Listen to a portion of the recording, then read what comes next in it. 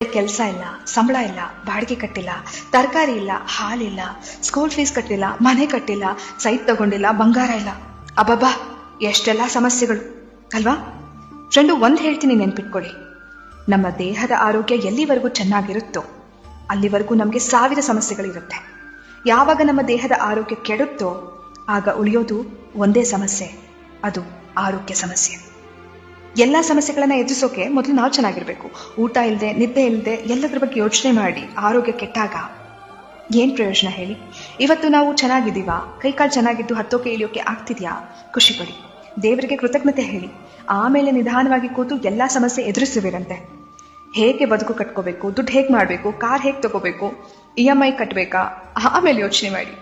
ಆದ್ರೆ ಅದೆಲ್ಲದಕ್ಕಿಂತ ಮುಖ್ಯವಾದದ್ದು ಸರಿಯಾದ ಊಟದ ಕ್ರಮ, ನಿದ್ದೆ, ವ್ಯಾಯಾಮ, ಮನಸ್ಸು ದೇಹನ ದೃಢವಾಗಿಟ್ಕೊಳ್ಳೋದು.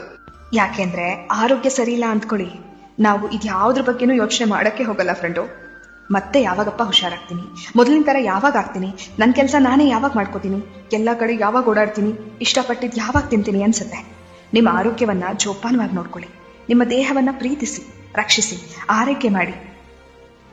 ಇವತ್ತು ನಿಮ್ಮ ನಿಯಂತ್ರಣದಲ್ಲಿರೋ ನಿಮ್ಮ ಆರೋಗ್ಯ ಎಷ್ಟು ಅಮೂಲ್ಯವಾಗಿದೆ ಎಂದು ಬೇಗ ಅರ್ಥ ಮಾಡ್ಕೊಳ್ಳಿ. ಎನ್ನ ಕಾಲೇ ಕಂಬ, ದೇಹವೇ ದೇಗುಲ, ಶಿರವೇ ಹೊನ್ನ ಕಳಶವಯ್ಯ ಎಂಬ ಬಸವಣ್ಣನವರ ವಚನದಂತೆ ನಮ್ಮ ದೇಹ ಶಿವ ನೆಲೆಸುವ ದೇವಾಲಯವಾಗಲಿ, ಆರೋಗ್ಯವೇ ಮಹಾಭಾಗ್ಯವಾಗಲಿ. ನೀವು ಕೇಳ್ತಿದ್ದೀರಾ ಭಾವಗಳ ದನಿ. ನಾನು ಕನ್ನಡದ ಅಪ್ಪಟ ಅಭಿಮಾನಿ.